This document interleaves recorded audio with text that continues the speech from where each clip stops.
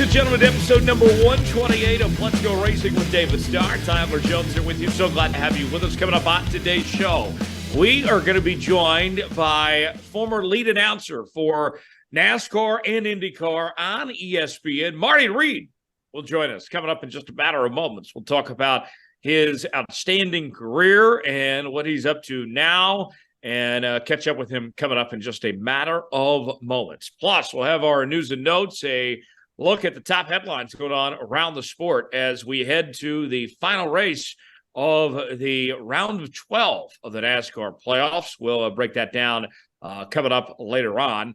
And then we'll also get to our race preview for the weekend at Bristol. It's Bristol, baby.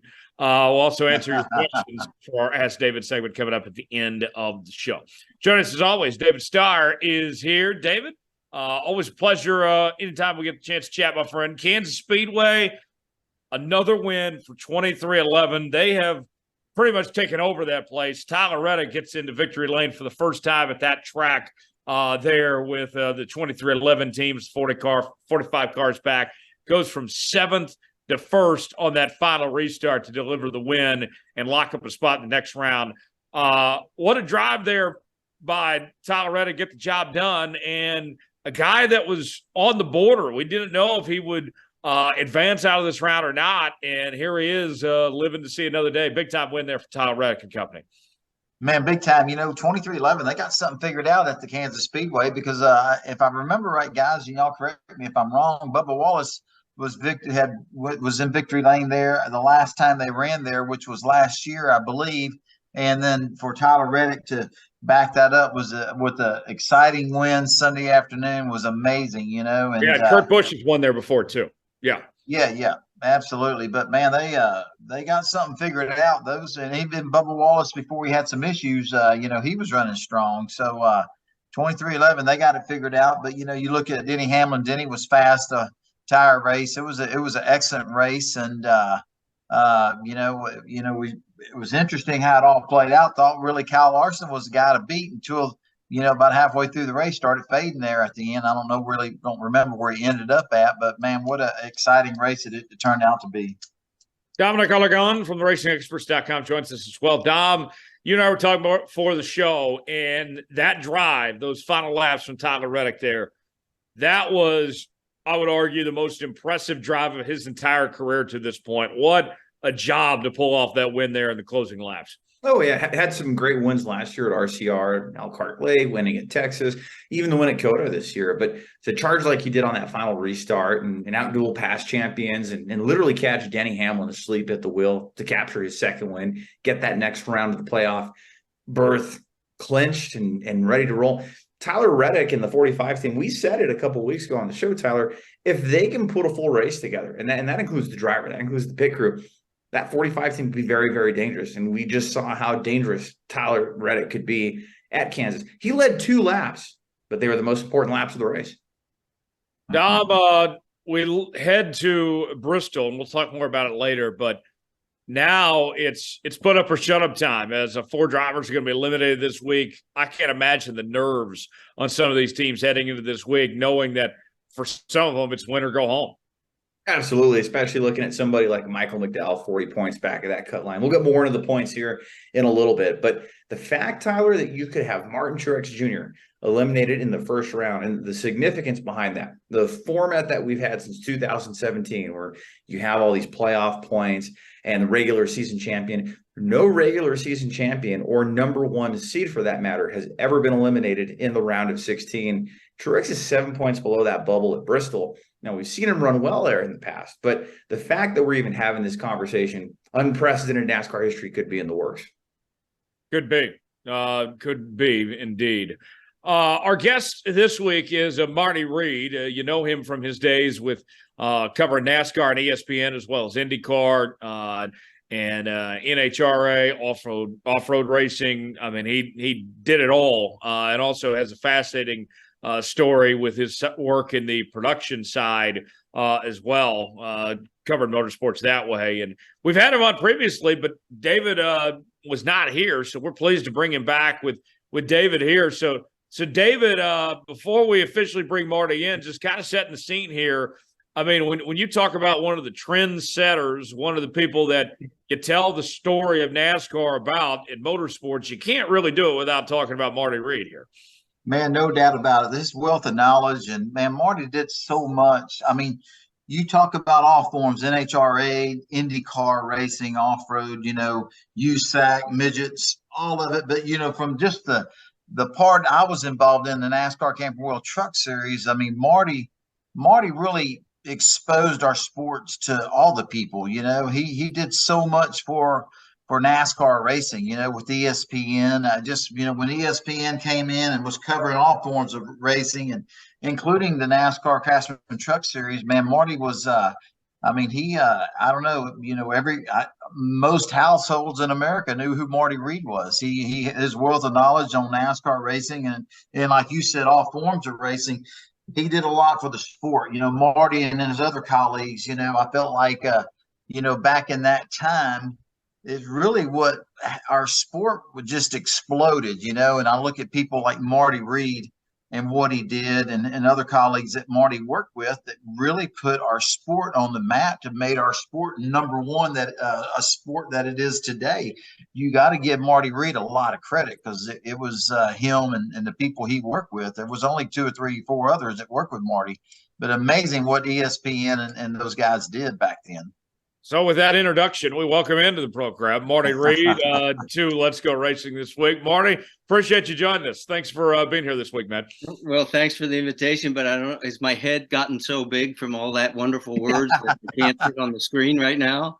Appreciate it, David. But, I was just one small cog in a very, very big wheel. I mean, there were some very talented people, not only on camera, like Bob Jenkins and Dave Despain and Paul Page and Bob Varsha and Jerry Punch, and just you go down the list, but there were literally hundreds of people behind the scenes. And I always said those people made us look better than we sounded and looked, because they controlled the cameras and they controlled the audio, but it was a great time.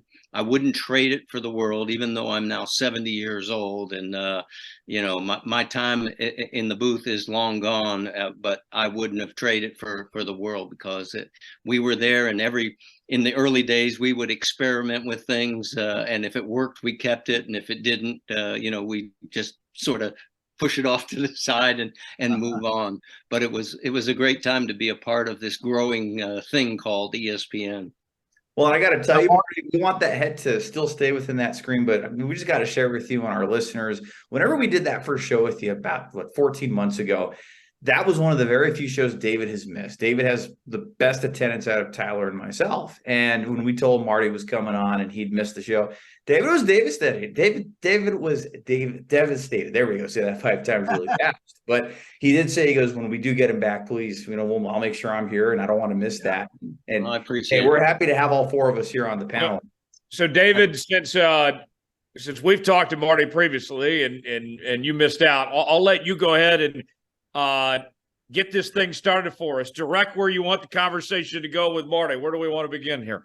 Well, Marty, you were just saying that, those days in the booth are behind you, but man, I'm sure if somebody handed you a microphone and there was a television camera that said action, you'd be right there. You wouldn't skip a beat.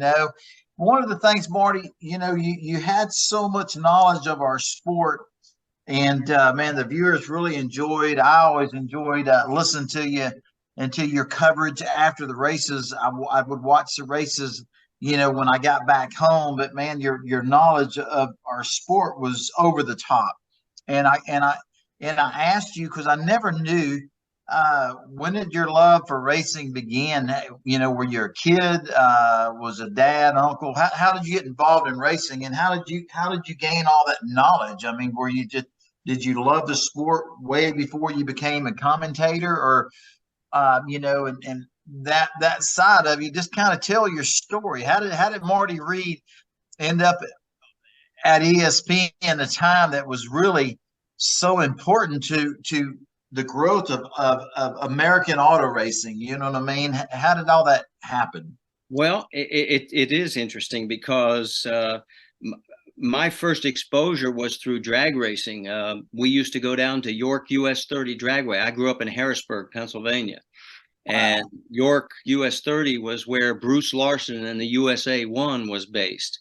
And when he was there, I mean, we all went because I mean he was top dog. He was the John Force of Pennsylvania, you know, at that time. And so that was really my first exposure. And then I started going to races as a teenager at Williams Grove. I started working on a pit crew of a 55 Chevy, you know, and it just, you know, grows from there. But I got to be honest. I mean, when I went to college, I graduated in '75 from Marietta College, great school for anybody who wants to go. A little plug for them. But ESPN was 4 years away from even being founded. So I thought my career was going to be stick and ball, you know, baseball, football, basketball, that kind of thing. And I was doing some AAA baseball in Columbus, Ohio, and Ohio State ice hockey and Ohio State basketball and things like that. And then all of a sudden, you know, 1982 rolls around, 3 years after ESPN started. And what had happened was the Spring Nationals used to be run in Columbus, Ohio. And Dave McClellan and Steve Evans with the Diamond P crew. It was a syndicated show back then. And those guys rolled into town. They saw my work. I had done a 30-minute special on drag racing where I actually got in a B Econo dragster and went through the licensing process. And we were showing people, you know, just what was going on behind the scenes and how these cars handle and things like that. And what they had seen my work. And in 1982, ESPN decided to do their very first NHRA drag race in Brainerd, Minnesota. And Steve Evans had a conflict. And God bless his soul, he recommended me, and it was a job that I never applied for. Terry Lingner's people called me up, and I got paid all of $250 for that first weekend. And didn't get the check for about 120 days, but I would have done it for free. I mean, working with McClellan was a real treat, and to end up succeeding him, taking over NHRA when he retired. At that time, if you'd have told me that would have happened, I would have said you're absolutely crazy.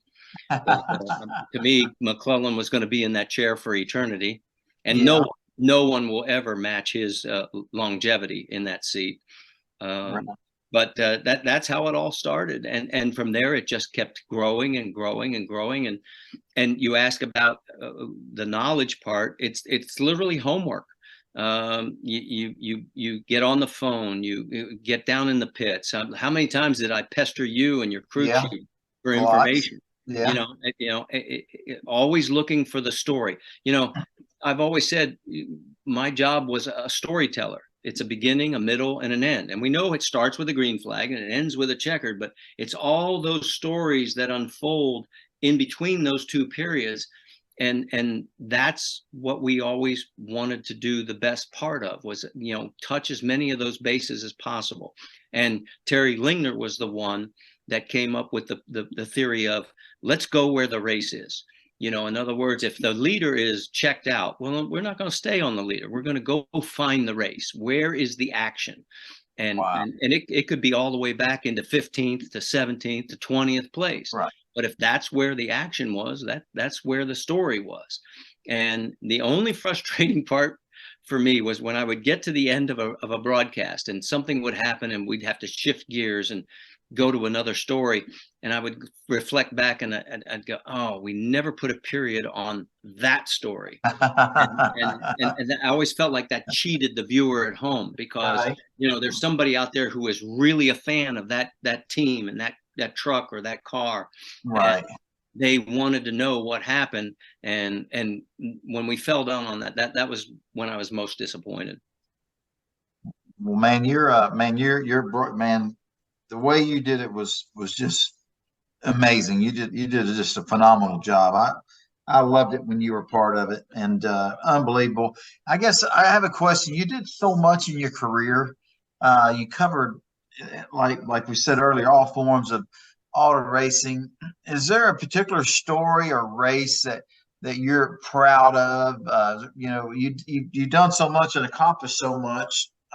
You know, is there something you can share with us that was that stood out? And I guess when Steve Evans gave you the phone call to cover that first NHRA race, as a commentator, and they paid you $250, which they almost never paid you in 100 whatever days you said. I mean, that was a big deal. Those are dream, memories you'll never forget. I remember my first NASCAR race. I mean, you just like, man, But what are some of the things that stand out in a guy that's really accomplished everything you probably ever wanted to accomplish as a commentator, journalist, and all that kind of stuff? What are some of the big stories? What are you most proud of? Well, the big moments, obviously, the record-breaking moments, like Danica Patrick's win at Japan. Yes. John Force's 100th NHRA victory. Wow. But what most people come up to me and they go, you did such a great job when Dan Weldon was killed at Las Vegas, and it's never felt right to me. I mean, and there's a story behind this.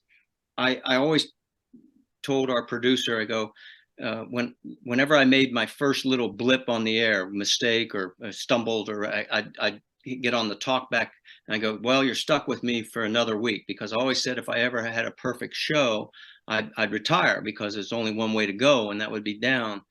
And as a entire broadcast crew, that day we were on a 2.5 hours with after Weldon's crash.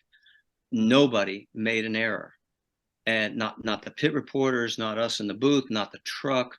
And it was the closest we probably ever came to a perfect show. And it was so sad and ironic, and it's always stuck with me that one of the saddest moments of my life was one of the most perfect as far as a broadcast. But as far as some of the other stories, one of my favorites, Dan Gurney. God, I love Gurney. Back in the IMSA GTP days, when his Toyotas were just killing the field, and they restricted the injectors on the car. So this little 2-liter engine, they choked it down even more. And we're at Atlanta Motor Speedway. They were running the road course there for the first time. Right. It's just there's smoke coming out of his ears. Now both his cars are running first and second, and I go up to him and go, Dan, what's the matter? He goes, Marty, look what they've done to my cars. They're making them breathe through the hole of the hummingbird's rectum. And I go, and I get to on the microphone. I go, send it, and I tell that story. And Dan later, I can't show it to you. There's a well, let me see if you can get that. See that poster right there? I see it. Yeah. That is the 2 cars, and Dan signed it. Said these are the cars that had to breathe through the hole the size of the hummingbird. But the other one that most people, I'm sure all of them forget.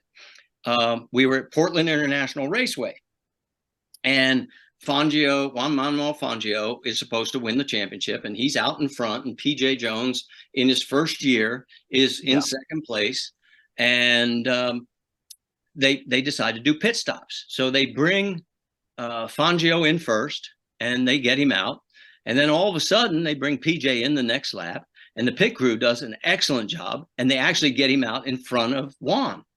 And we all knew what the strategy was. So I go up to Dan and I go, did something go wrong here? I mean, I thought the plan was that Juan was supposed to, he goes, yeah, he literally, we're live on the air. He goes, yeah, he says, I guess the plan didn't go quite as I anticipated. He goes, I said, what are you going to do? He goes, well, I haven't done such a good job. What do you think we should do? And he literally asked me this. I said, you're serious? He goes, yeah. He says, I'm not doing a very good job right now. I said, well, let's see. PJ's doing his job, right? Yeah. Pit crew did their job, right? Yeah. I said, I think we ought to let the kid go win his first race. He says, okay, that's what we're doing. And PJ went out and won his first race. I mean, that's the kind of guy he was. That's awesome. What a story, man. Marty, I love the nostalgia going on in this show, because, there's There's a lot of talk about the good old days just in NASCAR right now since they launched the new NASCAR Classic Series with where you can go back into the archives and see all these old races. And there's a lot of them that you called that people can have direct access to now and part of NASCAR's 75th anniversary season. And you mentioned some of the moments earlier. What about some of the individuals that you covered and called? I mean, you saw everybody, all the heavy hitters from Dale Sr. to Jeff Gordon, Dale Jr., Jimmy Johnson. We mentioned John Force, all the IndyCar stars as well. What are some of the kind of taking a step back? Who were some of your favorite individuals, and what were maybe some good stories of some times that you had with some of these larger than life figures that were the faces of motorsports for so many years? Well, you can't go very far without talking about Force. I mean, this guy is the needle is pegged from the minute he's in the car to the minute he gets out of the car to the minute he gets in front of the microphone. And I'll never forget. He we were at a race, and I don't know if I'm allowed to swear. So you are. Go ahead. Okay. Well, you're going to have to, if not, you're going to have to bleep this stuff, because he literally gets out of the car and he is so amped up. He goes, "Oh my God. Oh, this is just fantastic. I can't believe we did this again. The car wasn't ready to go. I can't believe we got down there. Oh shit. Oh, I'm not supposed to say shit. Oh shit. I said shit." I mean, they just kept going. And the guys in the truck are trying to hit the button, and we're not succeeding very, very well, but he was always a character. Believe it or not, one of the most intense was Danica. Whenever it was time to get into the car, I mean, don't talk to her. Don't even get close to her. It was like the blinders were on, and she could have been running the Kentucky Derby. I mean, it was full speed straight ahead. Some of the others, there literally is a litany of people. I mean, when you get to rub elbows with some of the greatest people that have been in all forms of motorsports, and it's not just the people on the track. I did the Reno air races several years, and guess who one of my color analysts was? Third man who walked on the moon, Pete Conrad. Wow. Now, you want to hear some stories. Yes. Yeah. I mean, it was like, okay, I'm just going to shut up and listen. and those are the things that always stuck with me. It wasn't about me. It was always about, what can I ask that draws these people out and makes the viewer at home feel like, wow, I didn't know that before. Right. For example, one of my favorites with Austin Coyle, who was John Force's crew chief for his 10 championships in a row. He always went to the starting line with a toothpick, and I go up to him between runs and I go, I've been meaning to ask you, why do you have this toothpick in your mouth? And he had this sort of tinny voice, and it's Marty. He goes, well, I used to smoke cigars, but got up there and I realized I might blow myself up. And it's those little tidbits that the viewer at home might go, well, it might not be a belly laugh, but it was something that they didn't know before. And that was always what I was trying to do. And that's what made drag racing different from every other form of motorsport I ever covered. Because in drag racing, they're on the track for 2.5 minutes and they're in the pits for 2 hours. And you guys, whether it's NASCAR, IndyCar, sports cars, you're on the track for 2 hours, and we might get lucky to get about 2 minutes with you guys because you got sponsor commitments and all this other stuff. And that's what made drag racing so much fun and different from some of the others, because you really got to spend time with people. Man, Marty, I was I had raced a day there in Las Vegas when we lost Dan Weldon, and man, looking back on it, I didn't realize that had been probably one of the, even though that was probably one of the saddest days for lots of people, including yourself and your colleagues. And then to do it perfectly, man, that had to be probably one of the toughest telecasts that you ever had to be part of. It was. Yeah. And the sad part about it is it wasn't the only time. I mean, I was there when Darrell Russell was killed at St. Louis, when the wing snapped and he was killed. And I mean, I was in Imola when Ayrton Senna was killed. Really? Yep. Yeah, Wow. I was over there, and I was covering the Porsche Super Cup and combination with F1, and so yeah. I mean, it was the hardest part of this job, and you never get over it, and you never forget, and you just you try and remember who's on the other end of that tube that's watching you. You at the time you think about family, you think about people who care about this individual, and you want to make sure you don't make a damn mistake. Absolutely, man. Absolutely. Wow. Well, man, you so what have you been doing all these years, man? I know you're always a busy guy, and ESPN, they kind of they did so much for NASCAR and all forms of auto racing, and then a lot of you guys that were a normal figure or face on television for years and years, and then all of a sudden that changed. Tell us a little bit about towards the end and what happened, and then what you've been doing the last 10, 12 years or whatever, however long it's been. Well, television is a business where I always jokingly said this, but I knew it from the very beginning. There's a day when you become too old, too bald, too fat, too dumb, too ugly, and too expensive, and they get rid of you. And that happened to when your contract runs out or whatever the circumstances are. I remember Jerry Punch called me after I left, and he goes, "What the hell's going on?" I said, "Doc, you better get ready. You're next." And he says, "What do you mean?" I said, "Well, look, let me ask you this question. When has anybody gotten a gold watch and a going away party?" And he goes, "Oh my God, you're right." And it didn't happen for Bob Jenkins. It didn't happen for Paul Page. It didn't happen for me. It didn't happen for Doc. It's not going to happen for Lee Diffie. It's not going to happen to any of them. That's part of the deal. I mean, we're no different than any other business in America. When they can get somebody younger and cheaper and better looking, and they feel like they need to make a change for whatever the reason, they're going to do it.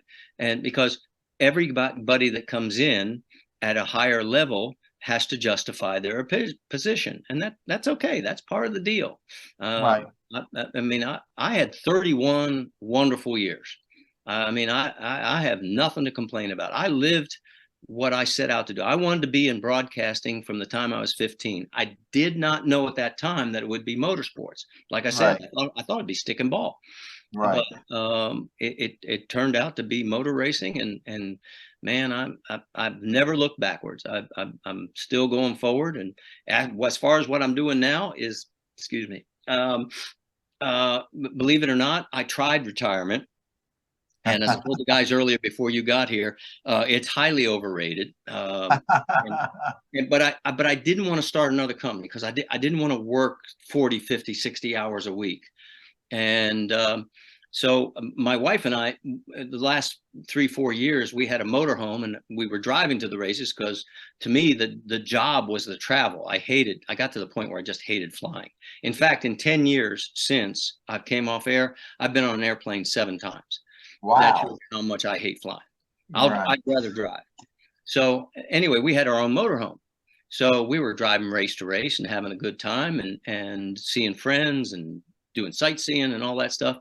So anyway, I was sitting around and our community needed school bus drivers, like every community does. And this was 7 years ago. I'm in my 7th year of driving a school bus in Brownsburg Community School Corporation. This is a true story. One of my former colleagues, I don't want to throw him under the bus, no joke intended. We're talking, and he goes, I could tell by the tone of his voice, he was going, "You're doing what?" And I said, "Let me ask you a question." I said, "How many millions of people have we talked to over the years?" And he goes, "Oh my God." I go, "Yeah, right." And I said, "How many of those people were we responsible for their lives?" And he goes, "Well, none." And I go, "Well, I'm going to tell you something. Every day between my middle school and my elementary school, I've got 130 kids who their moms, their dads, their brothers and their sisters and grandma and grandpa and aunts and uncles, they're all counting on me to get little Johnny to and from school safely. And I got to tell you, it is one hell of a rewarding feeling when that last child gets off in the afternoon. And for 7 years, that feeling has stayed the same. And anybody who's looking for something that they want to give back to their community, because boy, it doesn't pay squat. I mean, it's a terrible paying job, and it's a split shift, and I mean, but I'm going to tell you, the reward that you get every time that those parents see their little kid coming off that bus, it's worth every moment of it. Well, and I got to imagine, Marty, how rewarding it is. You mentioned just how important it is with the kids, to their parents and their siblings. I mean, I don't think that can be understated here. It's just the value. I mean, personally, I know firsthand. I rode the bus as a kid. I saw my bus driver run over my own dog as a kid. I mean, it was mortifying, but it made me value the good bus drivers I had. All of a sudden, didn't take that for granted, so much, afterwards. I mean, it's a big deal what you guys do, and it's a kind of a thankless job of sorts too. I haven't run over anything yet. Hey, Marty, all I can say, man, you're a good man, sir. You're a good man. But it's not me. I mean, it's the way I was brought up. Yes, sir. We are products of our environment, and I don't think the people that touch our lives get enough credit, because it's a collective. It's things that we learn as we go along. I mean, I'm not the same person I was 40, 50 years ago. I mean, when I came out of college, I was full of piss, vim, and vinegar, and I thought I was going to slay the world. And, we all knew everything when we were that age. And then you start realizing you don't know diddly squat. And then you start sitting down, realizing I better listen to this guy and that person. And, you learn, and if you learn enough, maybe you become a decent person. And that's all I've ever tried to be is that decent guy. That's great. I think you've won, buddy. You have won the race, no doubt about it. The interesting, man, it's amazing the responsibilities that you have for 7 years. Those, making sure those kids get to school safely, get home safe. It's just, man, the gratitude and the feeling you get to do that job. But man, it's kind of interesting because how many parents and kids know that freaking Marty Reid is our freaking bus driver? They know who you are. You know what I mean? I don't know. I've never, to me, that's not what it's about. No, it's not what it's about. And you're a great man. Like I said, I love it. It's a great story. But I don't. In 7 years, does anybody say Marty Reid? Has anybody ever said, "Man"? I've had parents. I have parents that. I mean, in fact, a member of the Bentonhausen family from IndyCar fame, his 2 kids are on my bus.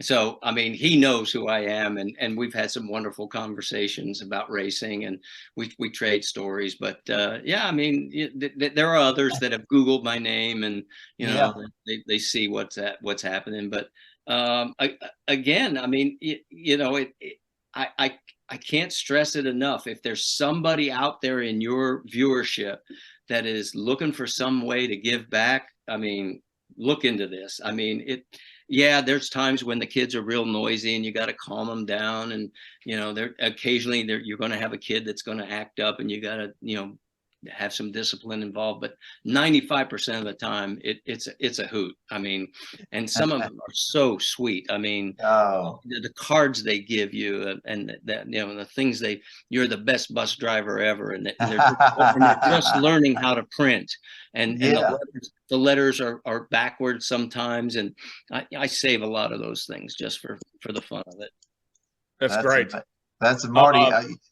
Marty mentioned something, Tyler. I want to ask him about it. You mentioned the Bittenhausen family. You know, when I was a kid born, my dad was the crew chief for Tony Bittenhausen Jr. And Tony Bittenhausen. Small world.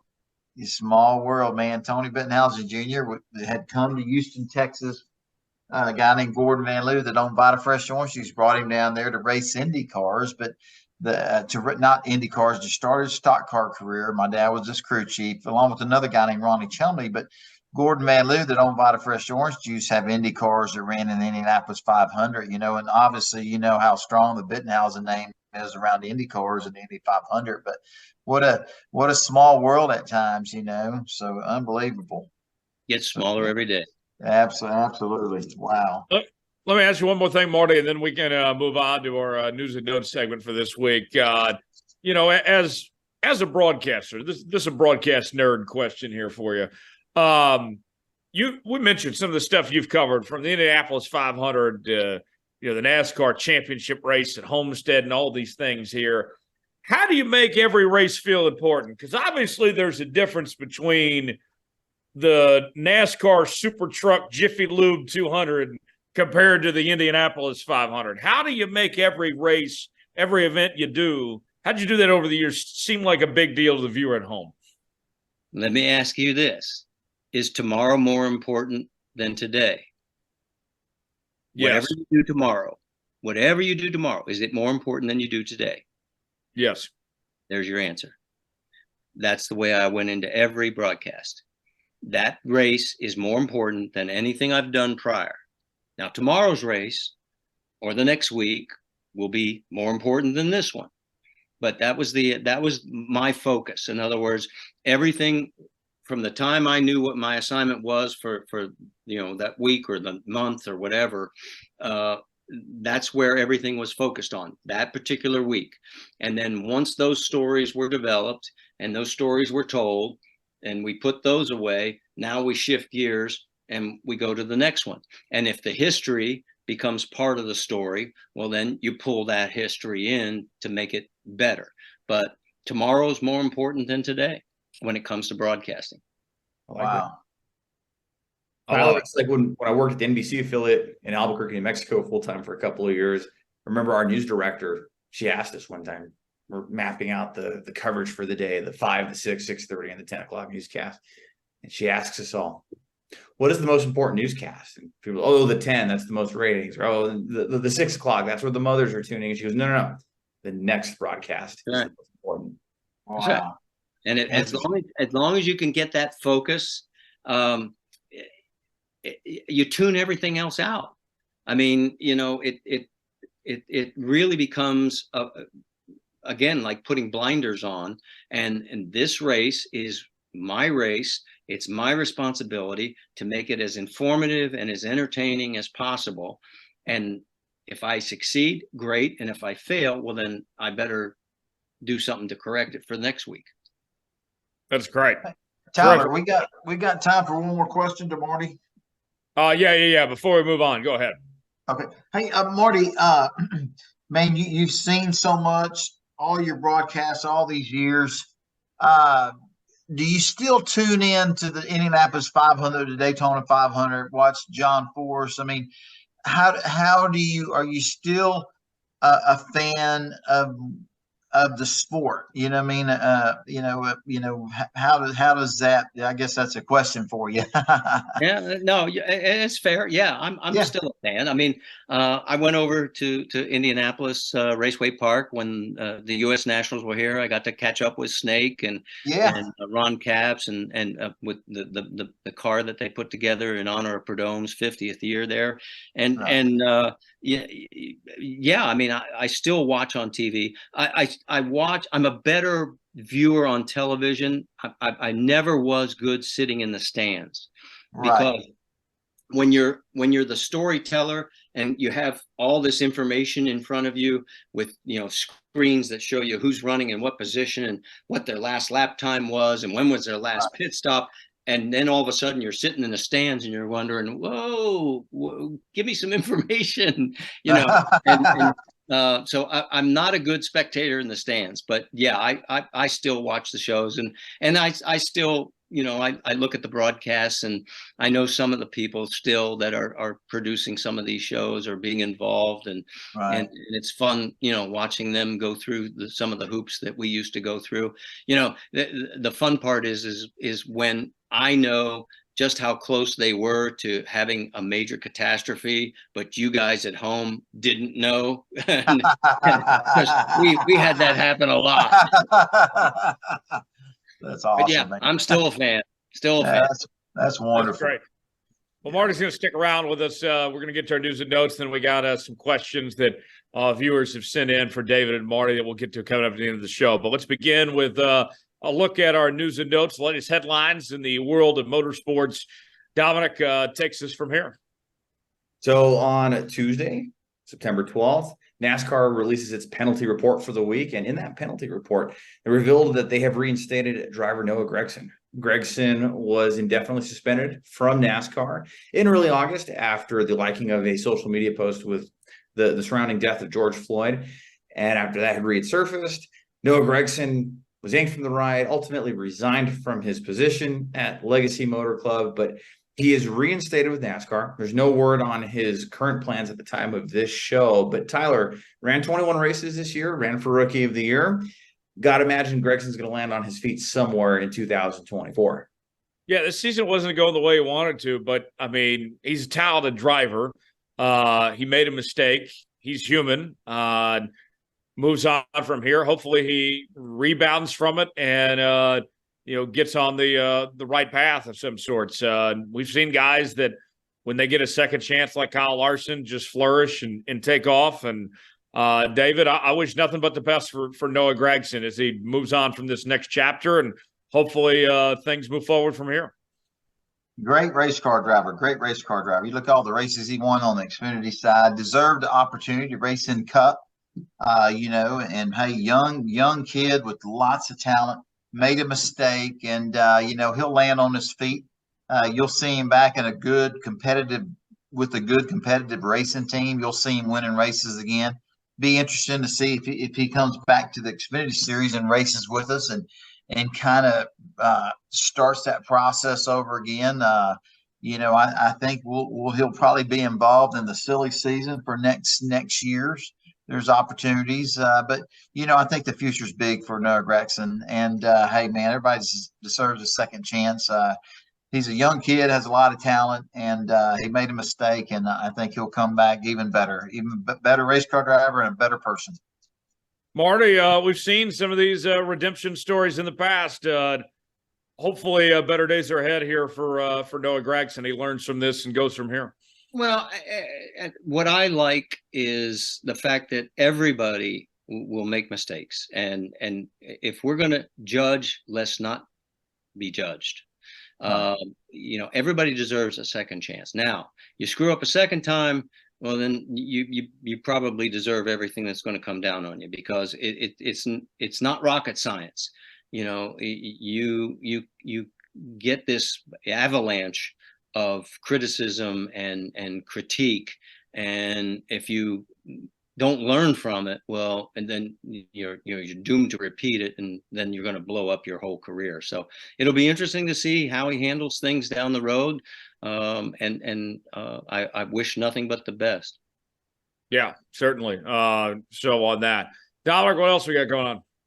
Well, the last few road course races in the Cup Series have seen caution-free stage endings, but that's about to change. Alton Sawyer with NASCAR announced on SiriusXM on Tuesday, September 12th, that stage cautions will be returning for the NASCAR Cup Series race at the Charlotte Road Course race, otherwise known as the ROVAL, in October. So we saw the remnants of Watkins Glen, Indianapolis Road Course, where there were no cautions around the stages and the race kind of just played out naturally. But that will not be the case for the playoff race, Tyler. So you got to imagine NASCAR changing the rules this late in the season, what the end game could be with this. NASCAR changing rules? No, to say it isn't so. David, I hate this. I loved seeing clean, good racing, things going caution free, and these guys, not having these forced cautions like this. Let the race play out naturally. Races were going quick on those road courses. I honestly think this is a mistake by NASCAR. What do you think? Well, man, you got to understand, as a competitor, a driver, this depends on, that particular day, that race, what kind of car you got. If you're very competitive running up near the front, you want it to be the old, you don't want the rule change. You don't want to see cautions for a stage in, but and if you're not having a very good day, you need to make some adjustments. Those stage ending cautions were, are savers. It gives you another opportunity to work on your race cars, makes adjustments. Yeah, I can see, and really the road courses that we've seen, and you mentioned a couple of them. The long runs, somewhat, it's a clean race, a faster race. But from a standpoint and from your audience, show business, you kind of want to bring them together, throw a caution at the end of the first stage and bring the cars back together. And you got a little bit more action. So, I can see the pros and cons of both sides of it. With some people will make the argument that NASCAR shouldn't be changing the rules towards the end of the season.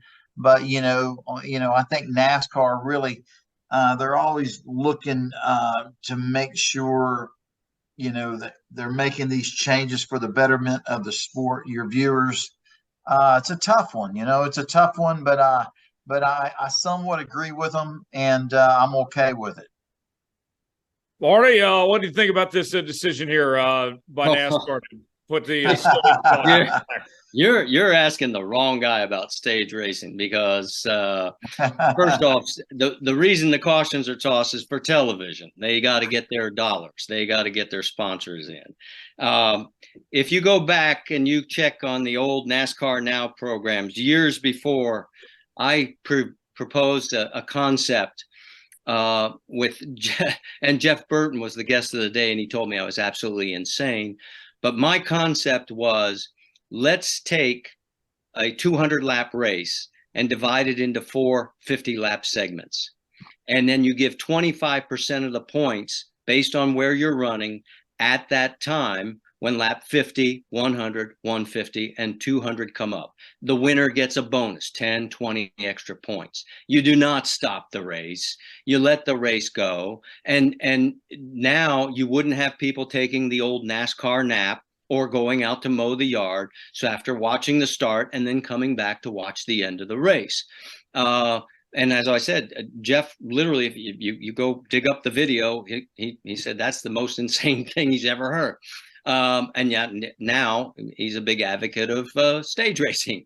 But I'm just, to me, you don't stop the race. I've never been a fan of this. I felt like, my idea may need some tweaking, but it would certainly changes your strategy, because now if you knew, let's say you got 30 laps on a tank of fuel, and now points are coming up at lap 50.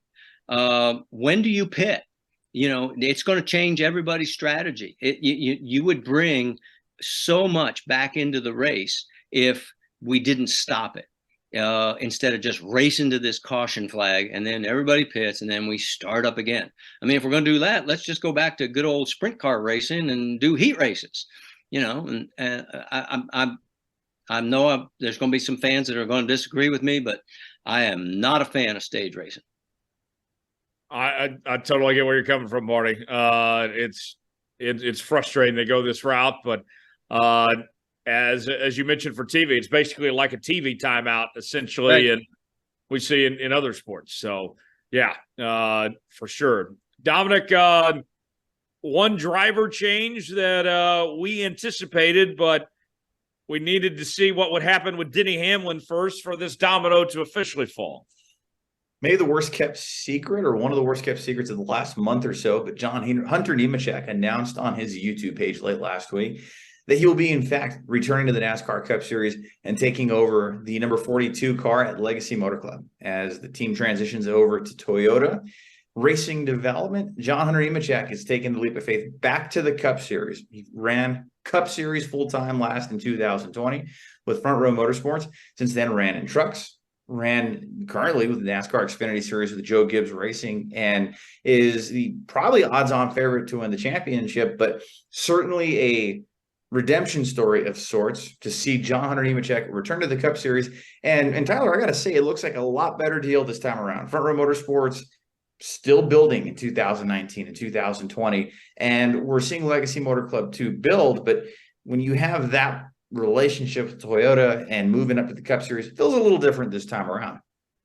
Yeah. TRD is going to give Legacy Motor Club everything they need and then some to compete at a high level.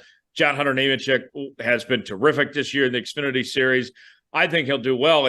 And Marty, another traditional name back in the Cup Series. I mean, we know about Chase Elliott. Now you bring in John Hunter Nemecheck, carrying on his dad's name, who was in the Cup Series for such a long time.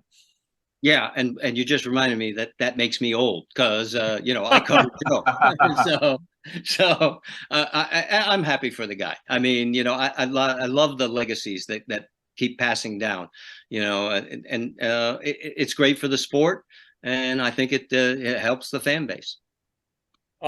David, Legacy Motor Club, Eric Jones in one car, John Hunter Nemecheck in the other, Jimmy Johnson part-time. Sounds like Jimmy's going to run 10 races next year. What do you make of these changes there at Legacy Motor Club entering 2024? Very interesting, you know what I mean, for them to be switching manufacturers going to Toyota. I think it's a smart move. Toyota's committed, I mean, kind of interesting. You think if Jimmy Johnson was part of it, 7-time champion Jimmy Johnson won 7 championships with Chevrolet. It's interesting for him to be, I don't know what percentage of ownership he has in his own Cup team now, but to see the changeover from a manufacturer standpoint, I was impressed this past weekend because Marty can tell you. I think we all know that they announced that they'd be switching manufacturers for the 2024 season, and when you announce that publicly, that GM, Chevrolet's probably not bending over backwards to make sure that team's getting all the resources and everything they can get to make sure they end up in victory lane again. They're probably focusing on their teams where the future is bright. You know what I mean? And that's not with Jimmy Johnson's team, with Legacy. But man, Eric Jones did have a heck of a race Sunday afternoon. I think where he finished third, second. Where'd he end up? Place, yeah. Best finish for Legacy Motor Club this year. Yeah, and that was a strong run, and won the Darlington race last year towards the end of the season. I think with John Hunter Nemecheck joining the team, and with what we know that Toyota is going to bring to the table, that I don't know how long it'll take, but you'll see that team obviously with Jimmy Johnson and the resources they have. I don't think it'll be long till you see them back in victory lane, early on in the 2024 season. Yeah, and Maury Gallagher, their primary owner, is moving on from the truck operation, and all focus turns towards that Cup team there at Legacy Motor Club. So it'll be certainly something to follow there. Dominic, what else we got? So before we move on to everyone's favorite segment, we got to take a little closer look at Bristol. So I'll be a little long-winded here. I'll try to shorten it up, but we're going to first go over some of your playoff pictures heading into Bristol, being a cutoff race, and then into the odds for this weekend. So we know 2 drivers are advancing along, Kyle Larson and Tyler Reddick. Hamlin, Byron Keselowski at over half a race ahead, 33 points or more above the cut line. Here's where it gets a little interesting, though. Ryan Blaney, plus 25 points. Kyle Busch, plus 24 points. Ross Chastain in 8th at plus 18 points. And as you work closer to that cutoff line, last year's winner of this race, Chris Buescher, who's won 3 races this year, is only 13 points above the cut line. Christopher Bell in the same spot at plus 13. Last year's champion, Joey Logano at plus 12. Kevin Harvick in his final year and winless thus far in 23 at plus 7. Now, like we talked about earlier in the show, Martin Truex Jr. sitting at -7, 13th on the playoff grid. And then Bubba Wallace at -19. Ricky Stenhouse at -22 points. And then sitting at the bottom is Michael McDowell with a 40-point deficit. Certainly a must-win, virtual must-win situation for the 34 team. And now we move on to our odds for the Bristol night race. You look at the odds-on favorites, no surprise. Kyle Larson, Denny Hamlin towards the top of the charts at 7.5 to 1 and 5.5 to 1, respectively. Christopher Bell, who won this race in the spring, granted it was the dirt track, sitting at 8 to 1. Brad Keselowski, who remains winless, at 8.5 to 1. And last year's winner, Chris Buescher, sitting at 12 to 1. And the highest non-playoff driver, Chase Elliott, at 10 to 1. And your long shot of all the playoff contenders, Michael McDowell, at 100 to 1. Vegas still underestimating Chris Buescher. When will they learn? Dominic, go ahead and just get that ticket ready. Go cash it on Chris Buescher. You can't pass on those odds. 12 to 1. Goodness. With that said, let's start with the playoff picture here. Marty, some championship drivers on the verge of potentially being eliminated in the first round. We're talking Kevin Harvick, Martin Truex. I mean, those guys don't make it out. I mean, and this being Harvick's final season and everything, I mean, that'd be an unfortunate way for him to go. I would hate to see him get eliminated in the first round in his final playoff here. I'm sure there's a lot of people who feel the same. I mean, Truex is the one that surprises me. I mean, I just didn't expect that to be in this position. That's the thing about the way the playoffs work. I mean, all it takes is one bad race and you find yourself in the hole trying to dig your way out, and we'll see what happens. But yeah, I've got a gut feeling that Truex is going to find a way in. It'll be interesting to see how it pans out this week. David, you think Martin Truex gets out of this round? Well, I'm kind of, I agree with Marty. I think Truex will make its way out. I mean, you look at Truex and that Joe Gibbs Racing operation, that's a championship caliber, that's a championship caliber team. I'm surprised to see them in this situation, but it only takes having bad luck, which he had with the right rear tire going down here last week in Kansas. And man, it's just the product of how the playoffs are structured, But I feel like Martin Truex will have a great race Saturday night, and he'll make the cut, And then you mentioned Kevin Harvick. Harvick's had a lot of speed this year, but man, just circumstances, it just hasn't. The race hasn't always played out into his favor. I'd like to see Harvick make it because it's his last year. I'd like to see him continue and go as far as he can go. But man, he, it's going to be an interesting race Saturday night because there's a lot at stake, but I'd like to see Harvick make it. It'll be interesting to see who makes it, who doesn't. It's going to be exciting. It's Bristol, baby. I mean, just being at Bristol anyway is exciting, So it'll be interesting to see how the race plays out and who makes it in. That's for sure. Oh, definitely. Yeah, I cannot wait. Dominic, on the Truex point, as the regular season champion and all those points he collected in the regular season, just getting out of this is the main goal for him. Like, once they get to the next round, points reset and all that, like, he'll be okay. He's just got to find a way to get out of this round, right? Oh, certainly. Kansas was a fluke. Wrecking on lap 4 the way he did, finishing last place. Of course, that could have happened to anybody. Just odd and unusual circumstances, the tire puncture, being towed back when he didn't want to be towed back. Your whole season derailed by a miscommunication out of something out of your own control. Very, very weird circumstances. Yet, Tyler, they get out of Bristol, they collect stage points, they start up front, they run well, all is forgiven. This will be a short-term memory thing. And like you said, the points reset and he's back towards the top of the seating. Yeah. So that'd be something to follow there as far as that goes. Heading to Bristol and everything, Marty, you've been there many times. What comes to mind? What gets you excited about that place? What makes Bristol special? You can't hear yourself. Literally, I used to go down to try and talk to people, and I had to get out of there because I would have no voice by the time we were supposed to go on the air, because you had to talk so loud with the cacophony of noise. You know, the thing that makes Bristol is, you know, you were talking about this tight little high banked oval that you know, everybody's going to lean on each other, and when it comes push to shove time, you better be manning up and get the elbows up, because you know what's coming. And I think that's what the fans love about that place, is that, you know, it brings out the aggression when you need to bring it out. I mean, it's either you're going to either advance or you're going to put it on the trailer. Take your choice.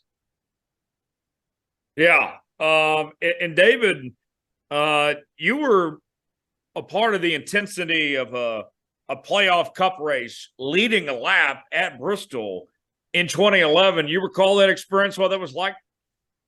Oh man, just, you know, just racing there last year, it was just awesome. You know, it's just it's challenging for, you know, you just don't want to change. You don't want to mess the race up. You know what I mean? There's a, you know, everybody wants to race to win, and not, you know, I don't know. For me personally, when I was in that race, one of the things that was important to me in this spotter said, hey man, we're going to race our tail off, but we're going to have respect for the leaders.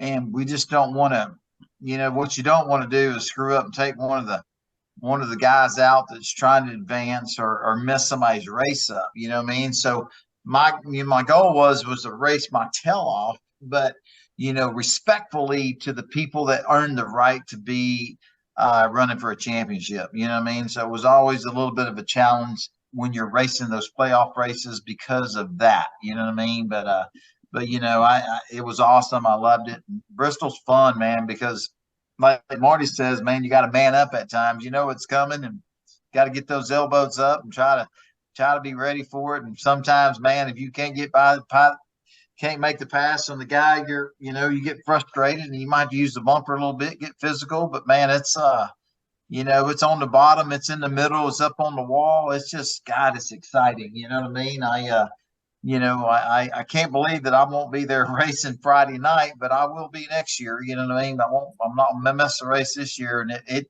somewhat, I can't even watch it because it hurts so bad. I can't even believe I won't be there racing. You know what I mean? But it's just it's a special place. And man, it's awesome. The fans love it. The competitors love it. And, you know, it's just a good short track race. It gets physical a lot, you know? Oh yeah. You can't beat it. Yeah. Let's go ahead and make our picks real quick. I already gave mine away. I'm going to go with Chris Buescher to get win number 4 this year and cash in on that 12-1 odds. Steal that money from Vegas. Dominic, you're the gambler among us here. What's the bet? Who you picking this week? Man, yeah, I got to think Denny Hamlin at Bristol, and I picked him a lot this year, and he finished second at Kansas in the pick last week. But that 11 team is just coming on strong. I really feel like it's that Bobby Allison type of twilight finish to his career, win that championship towards the end of it, and we're seeing Denny Hamlin on a championship run. He gets win number 3 at Bristol, win number 51. All right, Marty, who do you think gets it done in Bristol here? Oh, geez. You know, I don't pick because when I was on the air, people would say, who do you favor? I go, it's not my job to favor anybody. It's my job to tell the story. I'll tell you what, I want an exciting race. I want a clean race. Exactly what David's talking about. If the guys up front that are challenging for the championship want to bang each other to death, okay, have at it.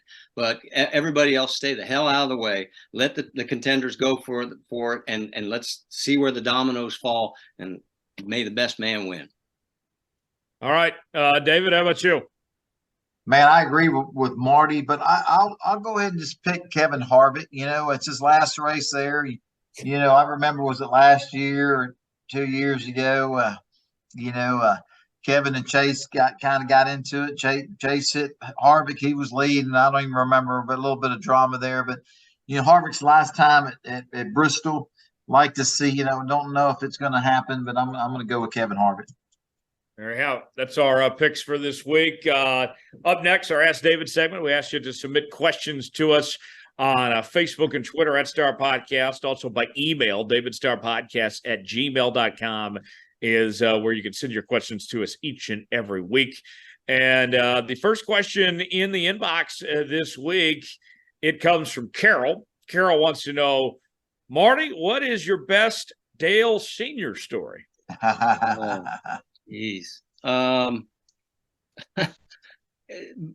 Believe it or not, I mean, the interchanges that I had with Dale, they weren't in an atmosphere where it was conducive to getting, something humorous or I was going back to what we were talking about. There was so much demand on his time that I always felt like, I don't want to take up more than I needed. And so I was always direct to the point. It was never about how's the family, what's going on off the track. It was, get to the point, because this guy's got 1,000 people pulling at him. I can tell you this. The very first time I ever ran into him, he didn't know me from Adam. And he treated me like I was, part of the family. I mean, what do you need? Tell me what do you need? And I said, I just need 2 minutes of your time. He said, well, let's have at it. And he gave me exactly what I needed. And we went on from there. And it that stuck with me, because I've run into a lot of other people over the course of time that wouldn't give you the time of day. Yeah. David, did you ever have any interactions with Dale Sr.?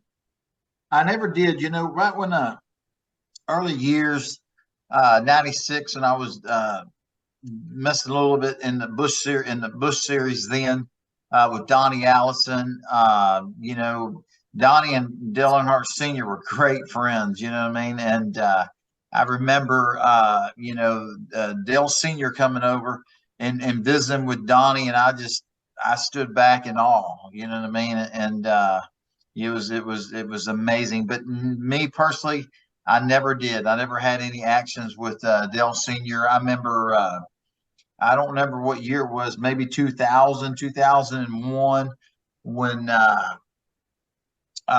Dale was leading the Daytona 500, and I think it was 2 or 3 laps to go, and his right rear tire exploded. He ran over something, and Derek Cope went on to win the race.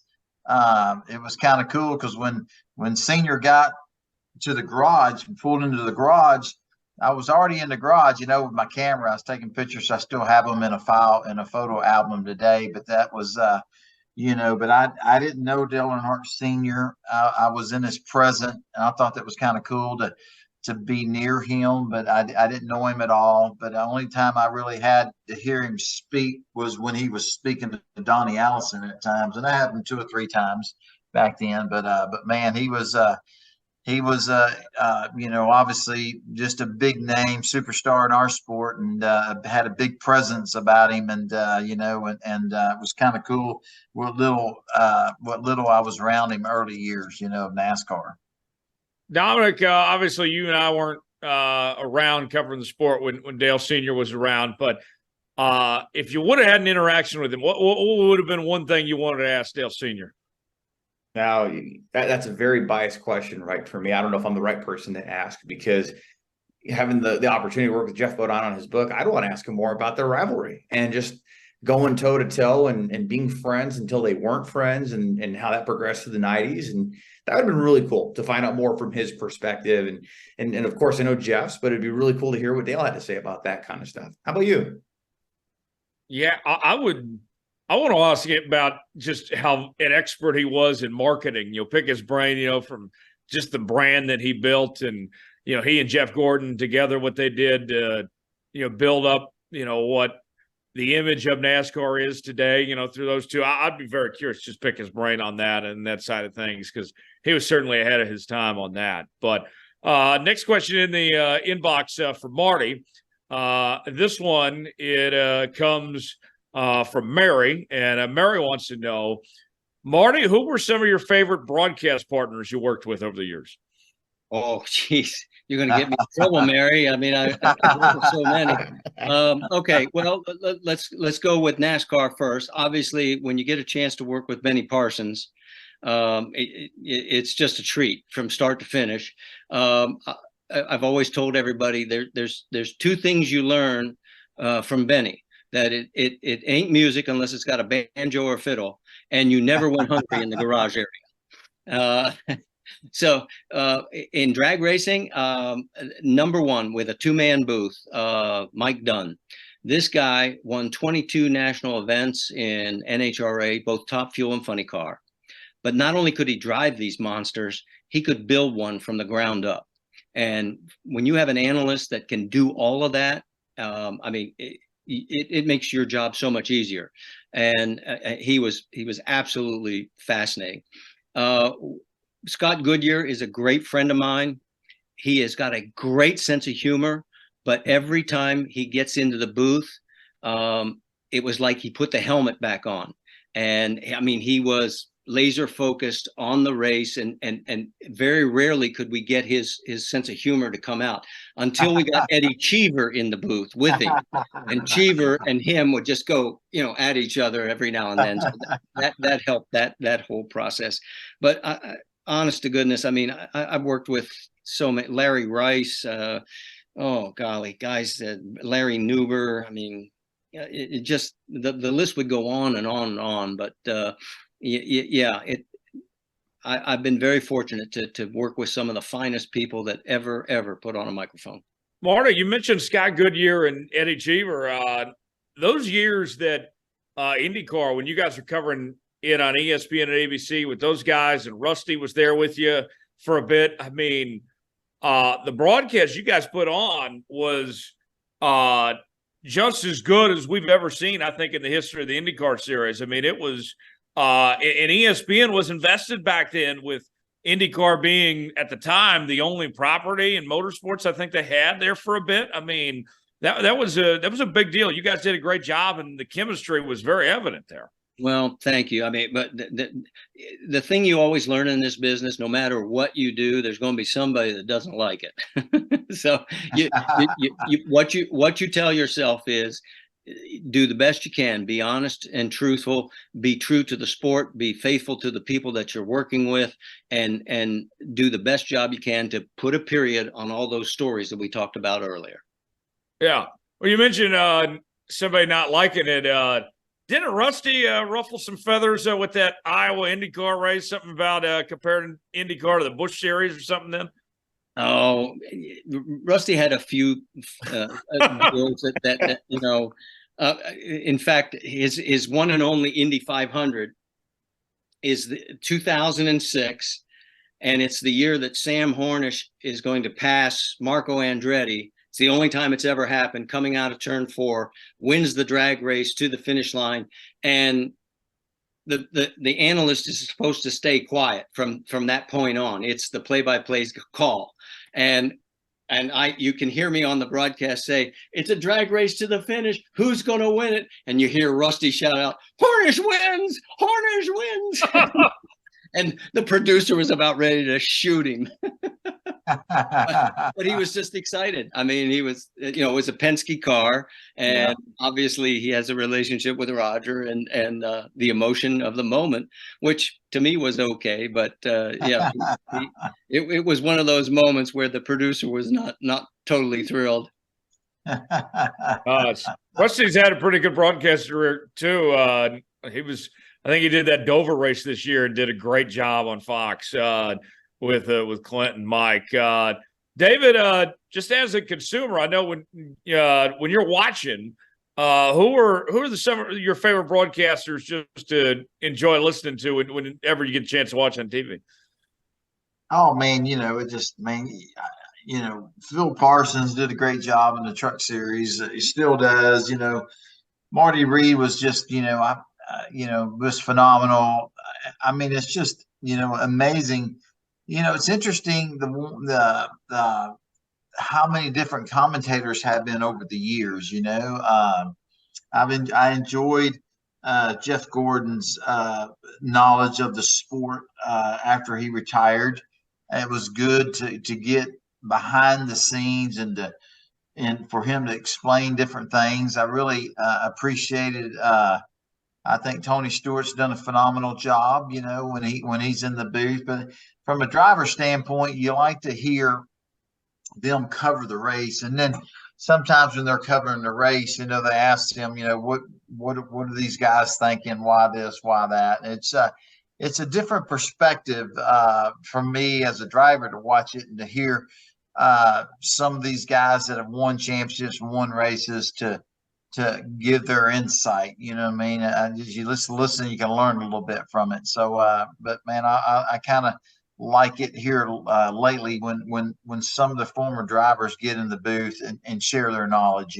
So that's kind of what I like. Tyler, let me jump in. You mentioned you mentioned Phil Parsons, David.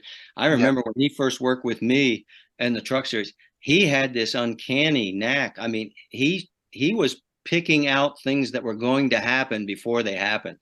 And I asked him, I go, what are you seeing? And he goes, well, if I tell you, you'll tell them, and then we won't have the secrets.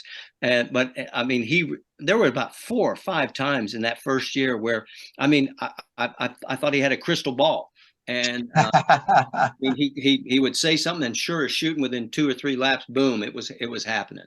And he's always done a good job. Yeah, definitely. Dominic, who are some of your favorites that you've enjoyed over the years? Yeah, I think as a kid, just nostalgically, Benny Parsons, getting to see him with NBC broadcast booth, Mike Joy over the years, Bob Jenkins, and I think too, being a kid that his first exposure to NASCAR was the NASCAR 99 video game, and Benny Parsons and Bob Jenkins having the call in that video game, just even some of the lines and some of the history of the sport. And Tyler, one of my favorite lines, because Marty brought up Benny Parsons about you'll never go hungry with them. One of the best lines from that entire game, randomly, you'd hear Benny Parsons say, "This track's got the best food." So on par with Benny Parsons. But yeah, BP, Bob Jenkins, Mike Joy towards the top of those lists for me. Yeah. I think of, Darrell Waltrip. You can't talk about great broadcasting in the sport without mentioning DW, and Boogity Boogity Boogity became so iconic over the years. Marty's here, did a great job. Alan Bestwick. I think Rick Allen does a great job now. Dale Jr. There's been so many. I loved Wally Dallenbach, and when Kyle Petty did races too. So a lot of great guys over the years for sure. One of the ones that really early years as a kid was Ken Squire. One thing about Ken Squire, I loved his voice. He usually told a story, and he'd always told their hometown. You always knew where the drivers were from. He made it a point just say their last name, their full name, and from Little Rock, Arkansas. He always mentioned their name and then their hometown right after he mentioned their name. You know what I mean? And man, I used to love early years hearing Chris Economaki, when he was a TV commentator and broadcasted races. But man, his voice was amazing as well, So yeah. Oh yeah. Yeah, that's fantastic. Guys, we got to wrap up and go. But before we do, kind of just around the room real quick. Marty, what's you mentioned you got the school bus going on, but what's kind of the next few days look like in the world of Marty Reid as you head into the weekend, man? Kind of dull, actually. Believe it or not, my wife has got me hooked up to get ready for a garage sale. So that's Thursday, Friday, Saturday. So if you want to come buy some junk, come to my house. I'll gladly sell it all to you.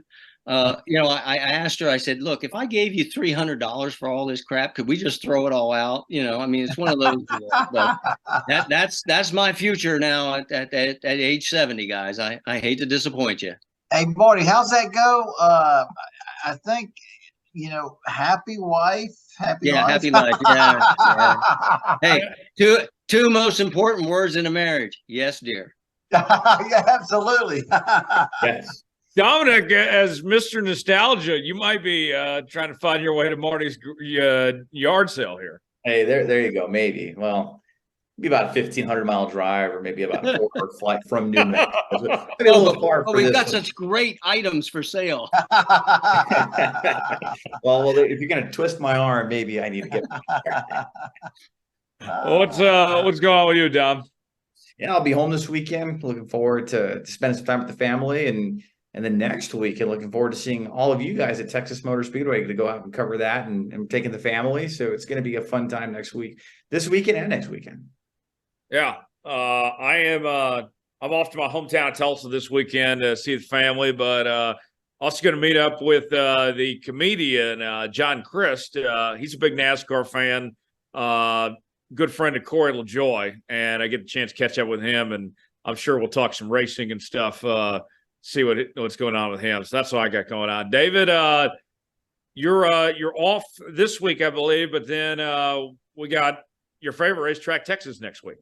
Yeah, I'm looking forward to racing next week here at my home track, Texas Motor Speedway. But before then, we just, the Team Texas, my racing school, we're just busy finishing up some wrapped a couple new cars, and I think I have 2 meetings tomorrow. Just busy. My wife was just telling me once I got home real quick, she's like, hey, Saturday, my oldest boy's got homecoming date and all this stuff. And I said, well, man, me and my youngest boy is going racing. So it's kind of interesting, go back to what Marty says. Yes, ma'am.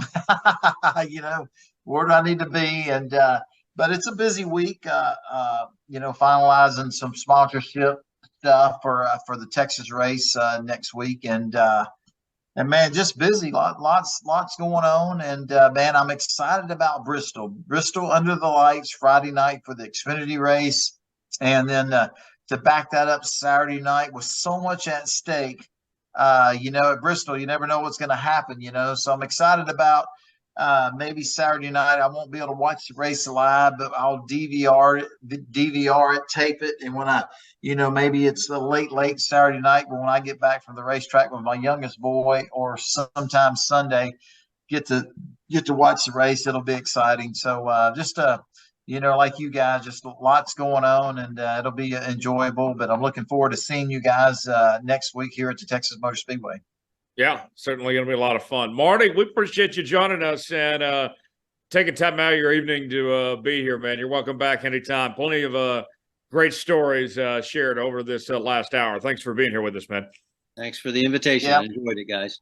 Man, Marty, what an honor it is, man. A legend like yourself, man. You did so much for the sport, and you lived your dream and accomplished so much, man. It's just cool to have you join us this evening. We really appreciate it. It's cool to get Marty Reid's insight. You know what I mean? To hear some of those cool stories, and all the stuff you've seen and been a part of is amazing. I guess there's so much knowledge in what you did. I was asked the question, is there ever going to be a Marty Reid book come out, about your experiences in motorsports and stuff like that? I don't know. My wife keeps hounding me about something like that, but David, I got to be honest. I do appreciate all the kind words, but I've never looked at myself in that perspective. I literally look at myself as just being one of those storytellers. You talk about all the great people that have been involved over the years, and every one of us has a story to tell. But I don't know. I'm not sure that there's a market for a bunch of books by a bunch of guys who sat in the broadcast booth. I could be wrong, but I enjoyed what I did, and I live on YouTube. I mean, you can get sick of Marty Reid if you really watch enough YouTube. Well, I think you would probably, hey guys, I think you guys would agree with me. I think Marty Reid would probably be surprised how many books he would sell. What you guys thought? Oh yeah. Absolutely. No doubt about it, read that. I don't know if I'd read, but I'd listen to the Marty Reid audiobook version, Cuss words and all. Perfect. Damn straight. Yeah. Courtesy of John Force. Yes. Yeah, absolutely. Dominic, one more follow up before we run here. We mentioned Hunter Nemecheck, and next week we're keeping it in the family. Keep it in the family. Another guest that David missed out on in 2022 that we're going to have back on the show this time around. Joe Nemecheck will be joining us on Let's Go Racing next week. We're really hyped about that and looking forward to having Joe back. And I'm sure a lot of our conversation will focus on his son signing the Cup Series, that number 42 card, really keeping it in the family, especially with the number. I'm sure it's going to be a great conversation next week. Yeah, we look forward to that. We'll put the checkered flag out on this edition of Let's Go Racing. As always, you can follow us on social media, Facebook and Twitter at Starr Podcast, email davidstarrpodcast@gmail.com.